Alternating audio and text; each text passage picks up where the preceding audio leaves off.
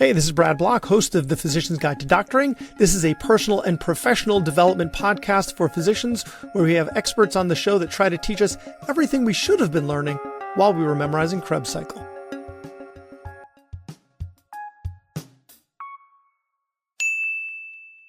Welcome back to the podcast. We have actually today an old friend of the show. He's been on the show before to talk about medical ethics, but today we're going to be talking about his article, Diversity Without Inclusion, the Constant Need to Conform Within Medicine, which was recently published in the Mayo Clinic Proceedings with his co-author, Dr. Adam Milam. So welcome back to the show, Dr. Stephen Bradley. Dr. Bradley is a critical care anesthesiologist and certified health ethics consultant, which is what we talked about in the show last time.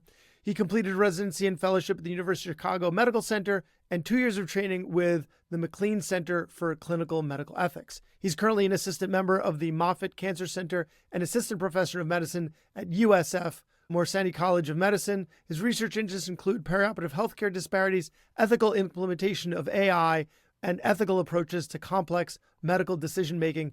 Dr. Bradley, welcome back to the show. Dr. Block, thank you so much for having me back.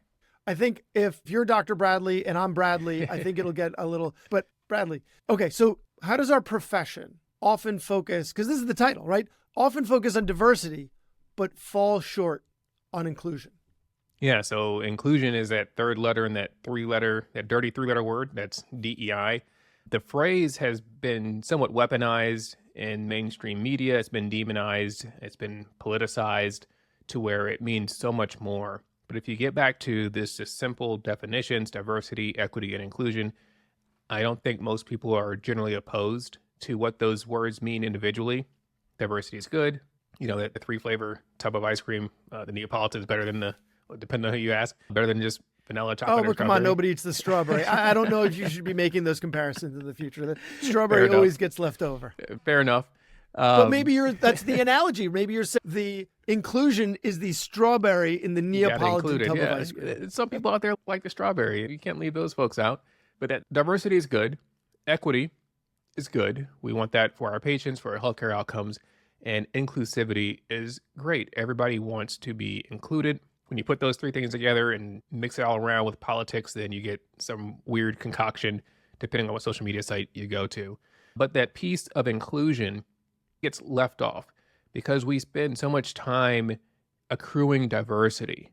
We've looked at, we can bring in affirmative action or quotas, or how do you cultivate a diverse medical school class or a diverse faculty at your program or in your medical group for partners you're hiring. But what is that inclusion piece? Because once you have that diverse workforce, how do you make people feel included? And that's what the article that we wrote really gets down to. Inclusion means creating these environments where these individuals you've recruited, these individuals you've amassed that are diverse, can thrive authentically, being their authentic self. It sounds to me like there's a significant amount of effort required to improve diversity, right? Yeah. But it's almost, actually, I don't have an analogy there, but so it's going to require a certain amount of energy, and that's to get people there. But you need the inclusion to get them to stay. And if you have that inclusion, you get them to stay, then it becomes, you don't have to put as much effort into the diversity because the inclusion then attracts more of that diversity. But because we're putting all the attention on the diversity and neglecting the inclusion, the people that were brought on with diversity in mind don't want to stay. Yeah. And so then you've got to, it's like we talk about how much it costs to hire a physician, right? There's a certain cost here. And so you're not really sorting out your investment appropriately because you're neglecting the inclusion. Is that correct? Yeah, absolutely. I think some people don't understand, which we'll get into, what inclusion looks like, because it's not, we don't need $1 million budget or sweeping policy changes to implement inclusion or inclusivity. There's small changes that you can make to improve that. Let's talk about that. So let's say you're talking to the head of an institution, right? And you're going to have some influence over them. What are you going to teach them about this inclusivity? Yeah, I like there's a video I saw a while back, I think it was in medical school, where for English as second language patients, it gives you that experience. I think, like, the video takes you into a hospital where they're speaking like a made up language. It's not English, it's something that nobody knows. And it just gives you that experience of someone that doesn't speak the language and you're trying to receive healthcare. And I think understanding what it feels like to be a quote unquote outsider. If you've traveled abroad, maybe you go to Africa where you're the only, white guy in the village, or go to Asia or somewhere that it's painfully obvious that you are indeed minority. And then you flip that around, because that is the experience of so many diverse individuals in America, and specifically in our institutions of higher education, in our healthcare system. So I would say to these people, first, you got to understand, what does it feel like to be an outsider? We've done a lot of things like opening up which holidays we recognize. Are we inclusive in the holidays that we observe as institutions? Giving some people want Christmas off, some people celebrate Kwanzaa, some people celebrate Hanukkah. How do we be more inclusive in observing other people's religious holidays or celebrations? Different cultural celebrations that people have. Institutions can really affect change just by being open and understanding, and even more so in terms of expression, which also was what the paper focused about. Different cultures have different cultural expressions. I think about over in New Zealand is a big deal because some of their politicians were wearing traditional face paint and other outfits in their parliament, and that was a big deal. But we're also in New Zealand, so they should be able to wear their cultural stuff. But how we express ourselves and how our expressions are received by our institution is a huge piece of that inclusivity. So the example that you used, you showed a picture of yourself when you started, I think it was starting medical school. You were clean shaven and you had short cropped hair, right? Yeah. And same with your co-author, right? I think he maybe had a goatee, but that was it, right? And now you showed pictures of yourselves now. You've got a full beard, you've got dreadlocks, and he has braids, or I can't recall, braids or dreadlocks or both, right? But how do you, and you spoke about wrote about that in the article, how can you institutionalize making something like that acceptable? Like, how do you create policy, or how do you, so the fact that you're in a position of leadership and you were bold enough to make that decision to wear your hair how you want to wear your hair, that then makes it a more comfortable place for other people, right? Yeah. That look like you. And but how can you institutionalize something like that? Yeah, probably the only reason I didn't have a goatee was probably because I couldn't grow one at the time. But it sounds trivial, and it sounds, we're just talking about hair, depending on, whoever's listening to this and what background you're coming from. And that's the point, is that we're talking about something as trivial as how someone chooses to wear their hair. Adam Milam and myself, we wrote this article. He locked his hair as well. I joke because I inspired him, quote unquote, to lock his hair, and his hair is a little further behind and not as long as mine. So I rub that in every chance I get. But we wrote this because along the way, there was this pressure to conform. So when I was applying to medical school, when I was applying to residency, I didn't want to appear, quote unquote, countercultural or quote unquote unprofessional in any way, shape, or form. We know there's certain institutions, these are unspoken rules, whether you're at very elite institutions on the East Coast, down South, where you may be concerned that alternative styles of dress or expression won't be accepted. So you show up, you look very different. Immediately, there's going to be some bias, whether it's conscious or unconscious, and it's going to negatively affect you. And you're there for an interview for medical school or for residency, two very vulnerable points in time in your career. And I remember I had a very conscious decision to make to go ahead and clean shave and cut my hair short during both of those critical points in my life. Once I was accepted and I was in residency, after a couple of years, I grew my hair out because I felt comfortable. I think people knew me, knew my work ethic. There wasn't a chance I was going to get fired just for growing my hair out. And I chose you've got more leverage. Absolutely. Right? No, really. Yeah. That's what it comes down to. When Yeah. you're a student who's interviewing, you have no leverage. Like, you want something from them. But now when you're at the institution, especially if you've been there a couple of years, like it's going to take a lot for you to be like, oh, so now you've got leverage and you can do something like that. Yeah. Was that the experience that inspired you to write the article, or was there something else that happened as well? Absolutely. My co-author, Dr. Milam, or Adam, he ran into a colleague who had commented on his hair, like, oh, they let you wear your hair like that. And he was taken aback because, again, there's this unspoken rules that a physician looks this way. A black physician. Can I ask you, the person that asked him, what was that person's background? Right? Was that a white colleague or a black colleague that asked them, do they let you wear your hair like that? I never asked him. We can, Yeah. and I don't want to assume because I honestly didn't ask the question, but it does reflect this institutionalized professionalism that Yeah. some did you get permission for that? Because you look different from everybody else that I've seen. Yeah. My thought would be if it was a black colleague, be like, oh, wait, they let you wear your hair like that. Maybe I can do it too. But if it's coming from a white colleague, the tone would be very different. Yeah. Yeah, I could see that. I didn't even think to ask. It was more so the bigger picture of The fact that it rules. was asked by anyone to begin with, that something like that, Yeah. like your hairstyle, would require permission. That's And mind you, my colleague's a full professor at his institution. a full professor. Yeah, MD, PhD, full professor. Yeah, he's an impressive individual. But right, you said hair seems trivial, right?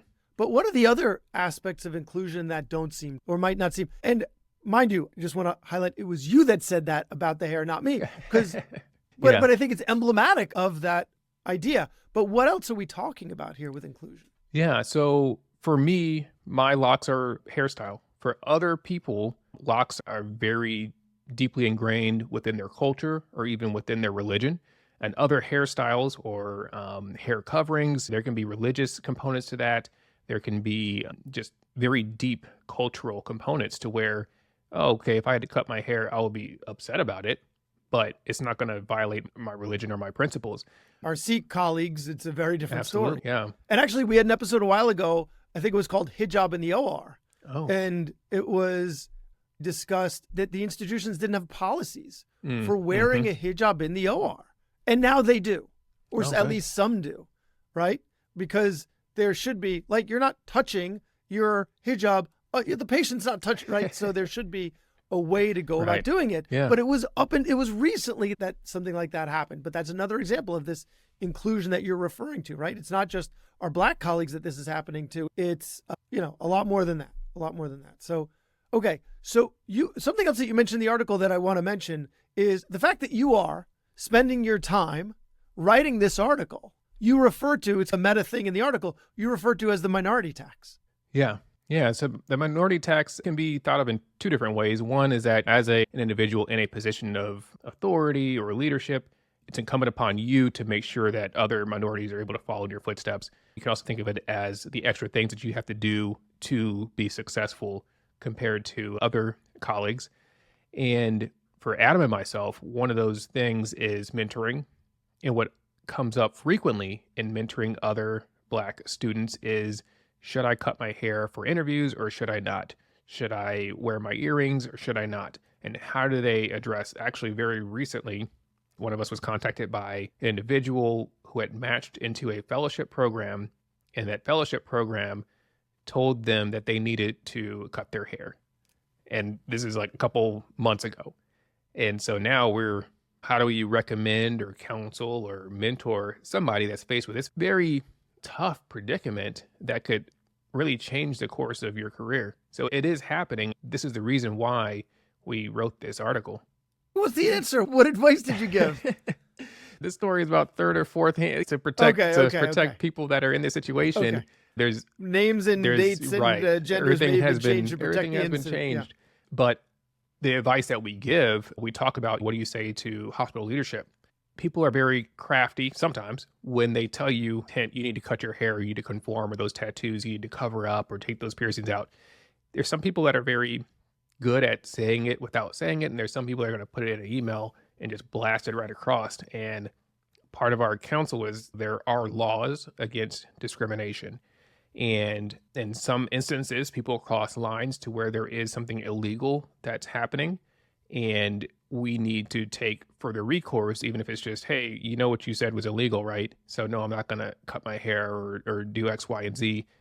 But I still want to come to your fellowship. Yeah, right? Which it sucks. But sometimes that's what you got to do. Or do you go all the way to a lawsuit, which, again, as a trainee, who really has the time, money, resources to pursue that? But that is an option. So for those individuals that are interviewing, what do you tell them? Does it depend on not this person who got an email, right? Mm-hmm. That's a very specific situation, right? But you're interviewing for a competitive residency position, right? Position you really want to get into. Not sure if you've got the credentials for it. What advice are you giving in that situation? Yeah. I tell them it's a personal choice, and I share what I did was that Yeah. I wanted above everything else to match. And I didn't want anything at the end of the day to look back and think, man, if only I'd cut my hair, if only I'd done something differently or shaved. Yeah. That was the difference between matching or not matching. I have other colleagues, Dr. Robert Drummond, he's a MD PhD trained at Hopkins, and he's had an earring in his ear like his entire career. I think he was probably born with it. And he was not taking this earring out no matter what. It's like, you accept Yeah. me for who I am. And if you don't, then this isn't the program for me. And I respect that there is two different sides of this. Some people Yeah. that will do whatever it takes, and some people that say, if this program does not want me with locks or with tattoos, then it's just not the program for me. And it's a decision that you have to make for yourself based upon what are your goals, what are your priorities, how significant is your self-expression. What about looking at a picture of the faculty and seeing what they look like before you make that decision? That being said, you're not typically interviewing at one program, right? Yeah. When I applied for otolaryngology, I think I applied to 60 programs, some absurd number, right? Because I wanted to get anywhere. So it may not work in that situation. I Maybe think for fellowship or something like that. I think reviewing faculty would give you a pretty homogenous image of most positions. There aren't enough people that look like you and wear their Yeah. hair like you for people to be. And if you're like, maybe you're the only one. And I will like. say, for Black and underrepresented students, well, I can speak for Black students, one of the first things we do when we're looking for residency programs, we'll pull up the faculty and the residents and look at how diverse the program is. And it's something that comes up frequently. Same with, do you want to change the way you appear to match somewhere? Do you want to be the first person to quote unquote integrate a program? And it's not even necessarily, okay, this program in this insert rural southern state has not allowed a Black person ever to match there intentionally. Maybe not, it's not the case. Maybe every Black person looks at it and says, there's no Black residents there. I don't want to be the first to go down there and experience who knows what. So it's something that we already do. But like you mentioned, when you only see one or two or three Black faculty members, depending on the size of the program and in their style of dress, which we all have our own styles and self-expression, you oftentimes do not see much variety, or you may not see the locks or beards or other quote unquote, I guess, more progressive styles. So I apologize. I think I cut you off when we were talking about inclusion. And so we were talking about how it's not just hairstyle. It's not just holidays, right? It's not just dress. Yeah. So That's there's some of the on the fringe. I'm actually fairly conservative. I think as time goes on, I try to stay in touch with what the younger generation, what kids these days, quote unquote, as I approach 40 quickly, what's new in the culture. But tattoos, piercings, different hairstyles, all of those things are very expressive. Some of the first things that you see in terms of inclusivity. And we can harp on that because that's what patients are going to see. That's what faculty members are going to see when they interview you. This is what you can make HR policies about. And this is how you can very overtly discriminate against people. But inclusivity in the broader sense for medicine, it's important because along with diversity and inclusivity, our goal is to have this cultural competence, this diversity for patients. So as you are inclusive of the people that you admit to your programs, that hopefully has a benefit on the patients. When I identify with my patients the most about is typically, especially where I'm at now, is my military service. But you couldn't tell that by me walking into the room. So often this DEI and inclusivity, it's focused on race or ethnicity and the complexion of one's skin. We can extrapolate to hairstyles and tattoos and piercings, but it's also, I don't want to just focus on these aspects when it's so much more. It's kids from a blue collar background, or maybe you work construction or fast food, and now you're able to use those things and identify with your patients. It's hard to screen for those things for admissions committees, but ultimately that's what diversity, equity, and inclusion is about, is bringing that diversity, equity, and inclusion to the bedside.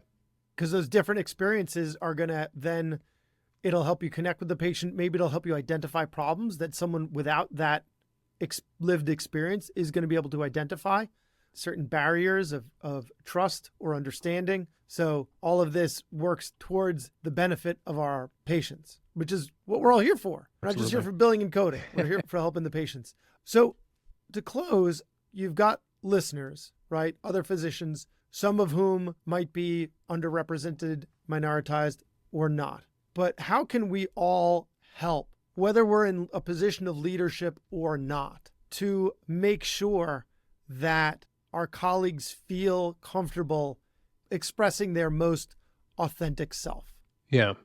I think this gets down, we can go to all these diversity and bias training, those modules, which are oftentimes mandated by your institution. But one of the things is just communication and truly getting to know people.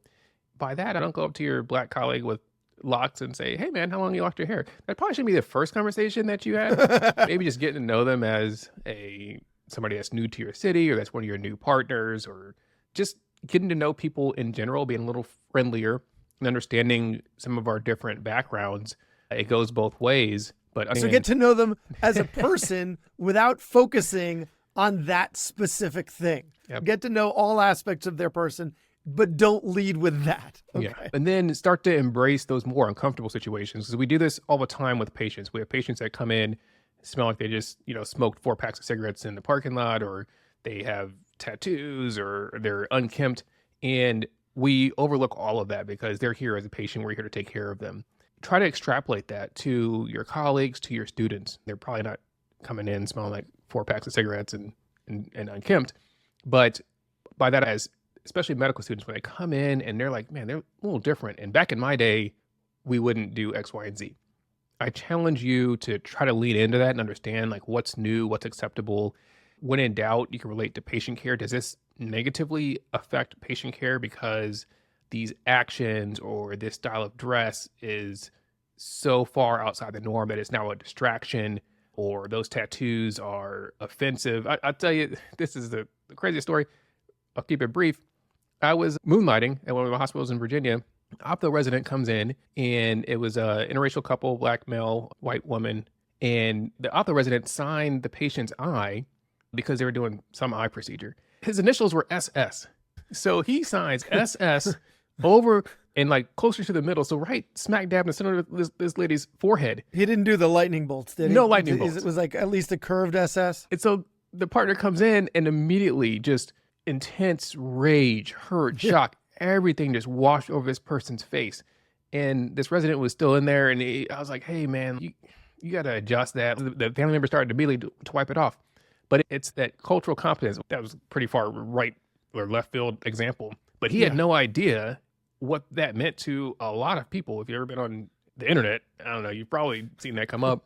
But understand things that are offensive to patients and then adjust that, or admonish those students or talk to those partners if it gets that far, and then lean into HR, because there are laws about this stuff and you need to work within the bounds of human resources, whether it's for students, whether it's for colleagues, whether there are actual issues, and refer upwards, because you don't want to insert yourself into these situations. Yeah. You're not a legal expert. Know what you know and know what you don't know. That's fantastic advice. It was a great article. I'm sorry that you have to, in doing so, are paying the minority tax, right? You're writing about this stuff instead of focusing on your music, as I can see that you still do on your Instagram page. And for everyone that wants to hear more from Dr. Bradley, the Black Doctors Podcast, check it out. He's set up his curriculum for the new year, and always great to have you on the show. Always great to talk to you. Thanks so much for having me. Thanks for listening. So please share it, or like it, or comment on a social media post, or write us a 5-star review. Thank us again for listening to The Physician's Guide to Doctoring.